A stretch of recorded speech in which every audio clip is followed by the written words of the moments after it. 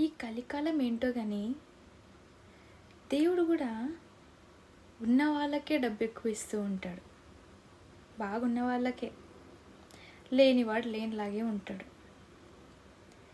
కానీ లేనివాడి దగ్గర తన మన అనేవి, బంధాలు బంధుత్వాలు అనేవి, మనస్సాక్షి అనేది ఒకటి ఉంటుంది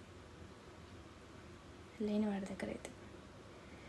ఎక్కడ ఈ లేని అతనికి డబ్బు చూపిస్తే ఈ బంధాలు బంధుత్వాలు, ఈ మనస్సాక్షి అనేది ఎక్కడ దూరం అయిపోతుందనో ఏంటో కానీ దేవుడు డబ్బు ఆశ ఎప్పుడు పెట్టించడనమాట. వాళ్ళకి ఎంత కావాలో అంతే లిమిట్గానే ఇస్తుంటాడు. అట్లీస్ట్ ఉండని, ఇలాంటివైనా ఉండని, ఇలాంటి మనుషులు కూడా ఉండని అని చెప్పేసి ఏమైనా.